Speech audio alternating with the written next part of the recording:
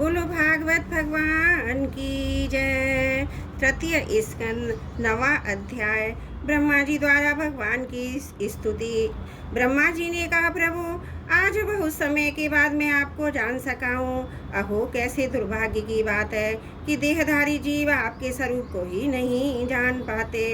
भगवान आपके सिवा और कोई वस्तु नहीं है। जो वस्तु प्रतीत होती है वह भी स्वरूपतः सत्य नहीं है, क्योंकि माया के गुणों के शुभित होने के कारण केवल आप ही अनेकों रूपों में प्रतीत हो रहे हैं। देव आपकी चित शक्ति के प्रकाशित रहने के कारण अज्ञान आपसे सदा ही दूर रहता है। आपका यह रूप जिसके नाभि कमल से मैं प्रकट हुआ हूँ सैकड़ों अवतारों का मूल कारण है। इसे आपने सत्पुरुषों पर कृपा करने के लिए पहले प्रकट किया है। परमात्मा आपका जो आनंद मात्र भेद रहित अखंड तेजोमय स्वरूप है उसे मैं इससे भिन्न नहीं समझता। इसलिए मैंने विश्व की रचना करने वाले होने पर भी विश्वातीता आपके इस अद्वितीय रूप की ही शरण ली है।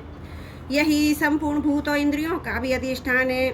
हे विश्व कल्याण में आपका उपासक हूँ। आपने मेरे हित के लिए ही बहुत ध्यान में यह रूप दिखलाया है। जो पापात्मा विषासक्त जीव है वे ही इसका अनादर करते हैं। मैं तो आपको इसी रूप में बार बार नमस्कार करता हूँ। मेरे स्वामी, जो लोग भेद रूप वायु से लाई हुई आपके चरण रूप कमल कोश की गंध को अपने कर्णपुटों से ग्रहण करते हैं, उन अपने भक्तजनों के हृदय कमल से आप कभी दूर नहीं होते, क्योंकि वे पराभक्ति रूप डोरी से आपके पाद पद्मों को बांध लेते हैं। जब तक पुरुष आपके अभयप्रद चरणाविंदों का आश्रय नहीं लेता तभी तक उसे धन, घर और बंधुजनों के कारण प्राप्त होने वाले भय, शोक, लालसा, दीनता, अत्यंत लोभ आदि सताते हैं, और तभी तक उसे मैं मेरेपन का दुराग्रह रहता है, जो दुख का एकमात्र कारण है। जो लोग सब प्रकार के अमंगलों को नष्ट करने वाले आपके श्रवण कीर्तनादि प्रसंगों से इंद्रियों को हटाकर लेश मात्र विषय सुख के लिए दीन और मन ही मन लालायित होकर निरंतर दुष्कर्मों में लगे रहते हैं, उन विचारों की बुद्धि देव ने पर हर ली है। अच्युत रुक्रम इस प्रजा को भूख, व्यास, बात, पित्त, कफ, सर्दी, गर्मी, हवा और वर्षा से परस्पर एक दूसरे से तथा कामाग्नि और दूसरे क्रोध से बार बार कष्ट उठाते देखकर मेरा मन बड़ा खिन्न होता है। स्वामिन, जब तक मनुष्य इंद्रिया विषय रूपी माया के प्रभाव से आपसे अपने को भिन्न देखता है तब तक उसके लिए संसार चक्र की निवृत्ति नहीं होती। यद्यपि यह मिथ्या है तथापि कर्म फल भोग का क्षेत्र होने के कारण उसे नाना प्रकार के दुखों में डालता रहता है। देव औरों की तो बात ही क्या है, जो साक्षात मुनि है वे भी यदि आपके कथा प्रसंग से विमुख रहते हैं तो उन्हें संसार में फंसना पड़ता है। वे दिन में अनेक प्रकार के व्यापारों के कारण विक्षिप्त चिंतित रहते हैं, रात्रि में निद्रा में अचेत पड़े रहते हैं। उस समय भी तरह तरह के मनोरथों के कारण क्षण क्षण में उनकी नींद टूटती रहती है तथा देव बस उनकी अर्थ सिद्धि के सब उद्योग भी विफल होते रहते हैं।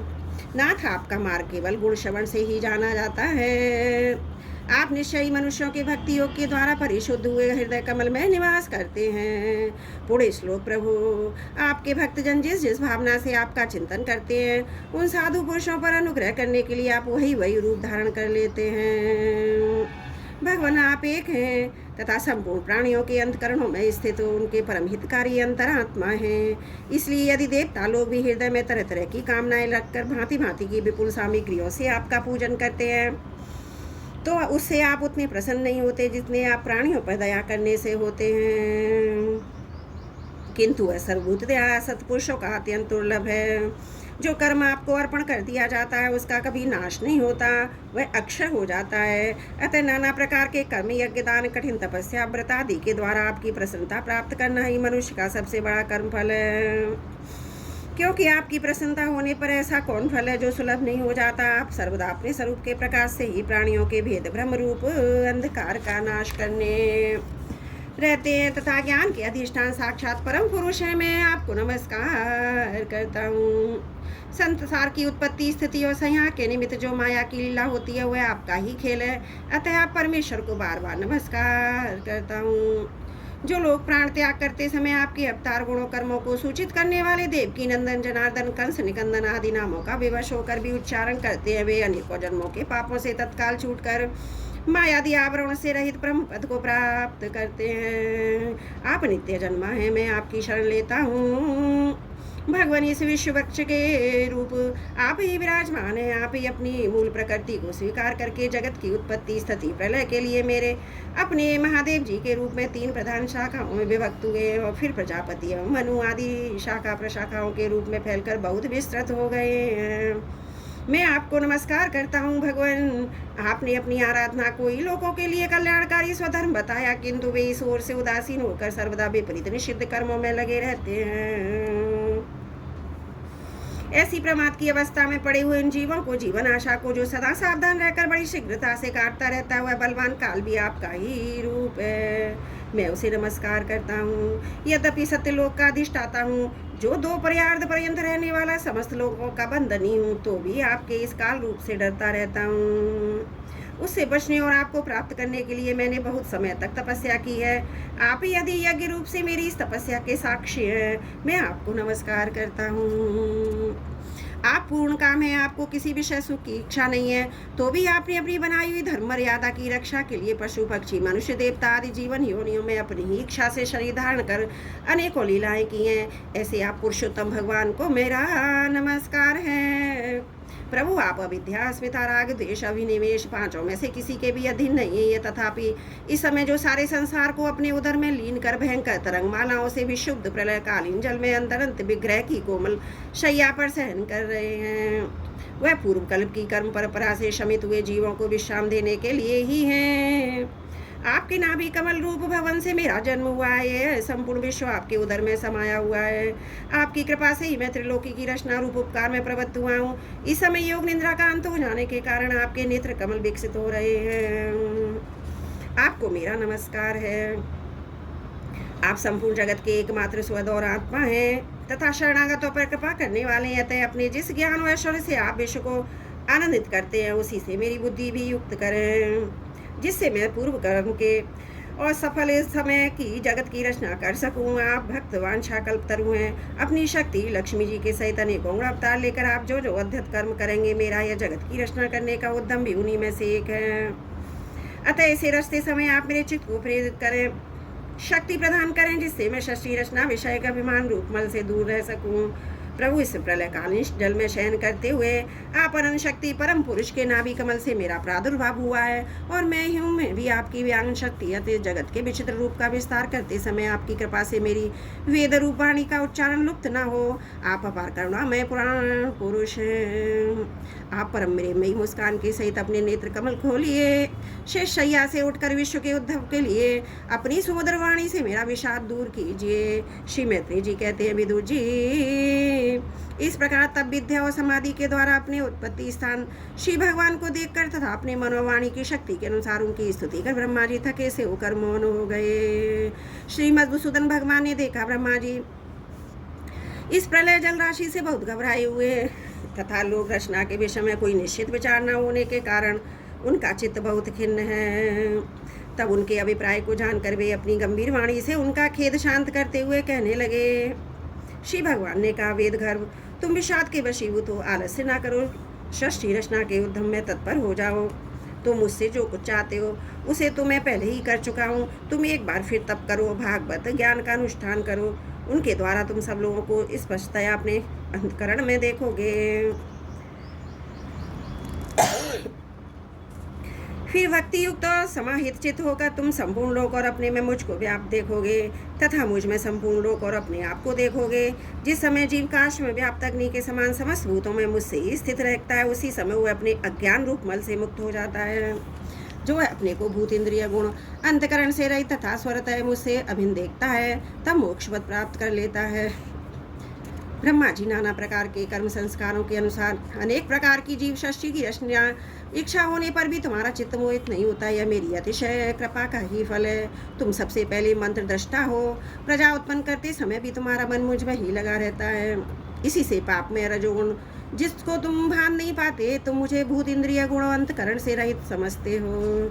इससे जान पड़ता है कि यद्यपि देहधारी जीवों को मेरा ज्ञान होना बहुत कठिन है, तथापि तुमने मुझे जान लिया मेरा आश्रय कोई है या नहीं।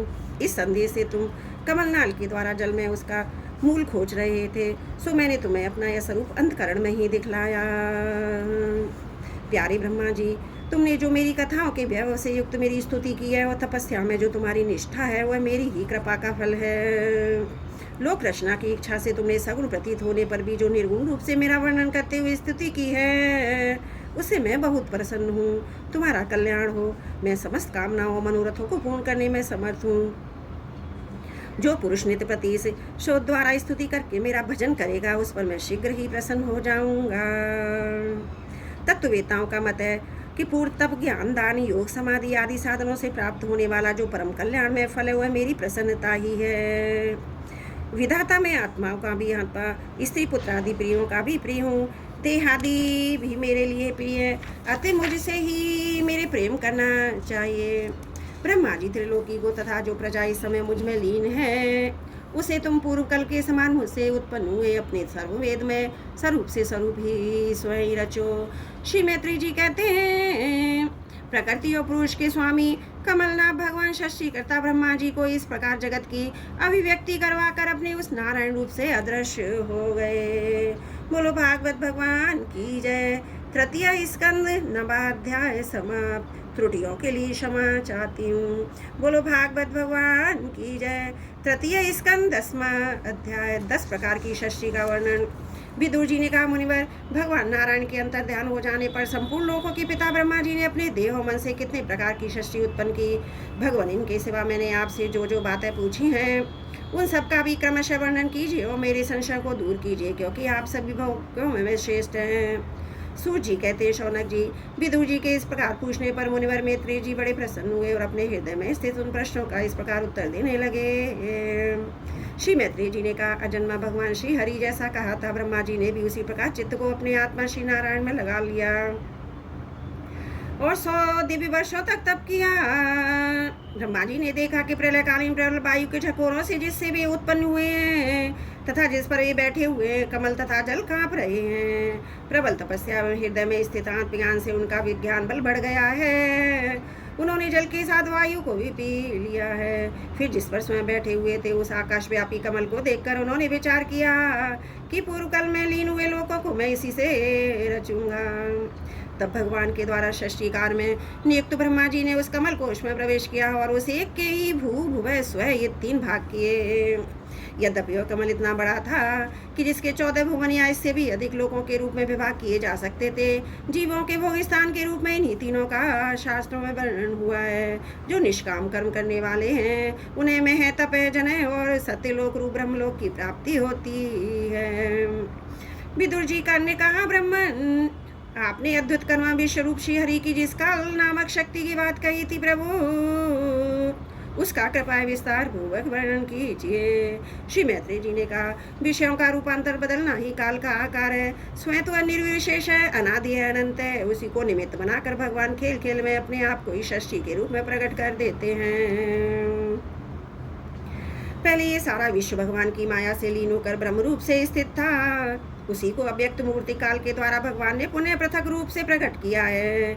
यह जगत जैसा वह वैसा ही पहले था, विषय में भी वैसा ही रहेगा, जिसकी षष्ठी 9 प्रकार की होती है तथा प्राकृत वैकृत भेद में एक 10वीं षष्ठी और भी है और इसका प्रलय काल द्रव्य और गुणों के द्वारा 3 प्रकार से होता है। अब पहले मैं 10 प्रकार की षष्ठी का वर्णन करता हूँ। पहली षष्ठी में तत्व की है। भगवान की प्रेरणा से तत्वादि गुणों में विषमता होना ही इसका स्वरूप है। दूसरी षष्ठी अहंकार की है, जिसे पृथ्वी और पंचभूत एवं ज्ञानेन्द्रियां कर्मेंद्रियों की उत्पत्ति होती है। तीसरी षष्ठी भूत सर्ग है, जिसमें पंच महाभूतों को उत्सर्जन करने वाला तन्मात्र वर्ग रहता है। चौथी षष्ठी इंद्रिया की है, ये ज्ञान की शक्ति से संपन्न होती है। पांचवी षष्ठी सात्विक अहंकार से उत्पन्न हुए इंद्राधिष्ठाता देवताओं की है, मन भी इसी षष्ठी के अंतर्गत है। छठी षष्ठी अविद्या की है, इसमें तामित्र, अंधता मित्र, तम मोह, महामोह, ये 5 गांठें हैं। यह जीवों की बुद्धि का आवरण और विक्षेप करने वाली है। ये 6 प्राकृत षष्टियां हैं। अब वैकृत षष्टियों का विवरण सुनो, जो भगवान अपना चिंतन करने वालों के समस्त दुखों को दूर कर लेते हैं। ये सारी लीला उन्हीं श्री हरि की है। वे ही ब्रह्मा के रूप में रजोगुण को स्वीकार करके जगत की रचना करते हैं। 6 प्रकार की प्राकृत षष्टियों के बाद 7वीं प्रधान वैकृत षष्टि इन 6 प्रकार के स्थावर वृक्षों की होती है। वनस्पति, औषधि, लता, त्वस्क, सार, विरुद्ध और ध्रुव, इनका संचार नीचे जड़ से ऊपर की ओर होता है। इनमें प्राय ज्ञान शक्ति प्रकट नहीं रहती। ये भीतर ही भीतर केवल स्पर्श का अनुभव करते हैं तथा इनमें से प्रत्येक में कोई विशेष गुण रहता है। 8वीं षष्टि त्रियोनियों पशु पक्षियों की है। वह 28 प्रकार की मानी जाती है। इन्हें काल का ज्ञान नहीं होता। तमोगुण की अधिकता के कारण ये केवल खाना पीना, मैथुन करना, सोना आदि जानते हैं। इन्हें सूंघने मात्र से वस्तुओं का ज्ञान हो जाता है। इनके हृदय में विचार शक्ति, दूरदर्शिता नहीं होती है। साधु श्रेष्ठ इन त्रियर्कों को गौ, बकरा, भैंसा, कृष्ण, मृग, सुअर, नील गाय, रुरु नाम का मृग, भेड़ और ऊँट ये दिशक 2 खुरों वाले पशु कहलाते हैं। गधा, घोड़ा, खच्चर, गोर, मोर, शरभ, चमरी ये काशप 1 खुर वाले हैं। ये 5 नख वाले पशु पक्षियों के नाम सुनो। कुत्ता, गीदड़, भेड़िया, बाघ, बिलाव, खरगोश, शाही, सिंह, बंदर, हाथी, कछुआ, गौ, मगर आदि पशु हैं। कंग, बगला, गिद्ध, बटेर, बाज, भास, भल्लूक, मोर, हंस, चारस, चकवा, कौवा और उल्लू आदि उड़ने वाले जीव पक्षी कहलाते हैं।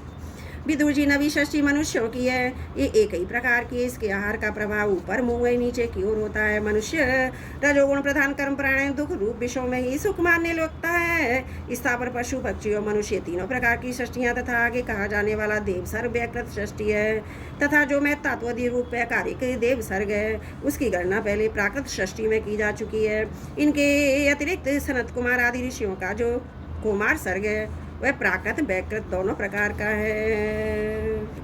देवता, पितर, असुर, गंधर्व, अप्सरा, यक्ष, राक्षस, सिद्ध, चारण, विद्याधर, भूत, प्रेत, पिशाच और किन्नर, किम पुरुष, अश्वमेघ आदि वेद से देव षष्टि 8 प्रकार की है। विदुर जी, इस प्रकार जगत कर्ता श्री ब्रह्मा जी की रची हुई 10 प्रकार की षष्टि मैंने तुमसे कही। अब आगे मैं वंश और मनवंतर आदि का वर्णन करूंगा। इस प्रकार षष्टि करने वाले सत्य संकल्प भगवान हरि ही ब्रह्मा के रूप से प्रत्येक कल्प के आदि में रजोगुण से व्याप्त होकर स्वयं ही जगत के रूप में अपनी ही रचना करते हैं। बोलो भागवत भगवान की जय। तृतीय स्कंद 10वां अध्याय समाप्त।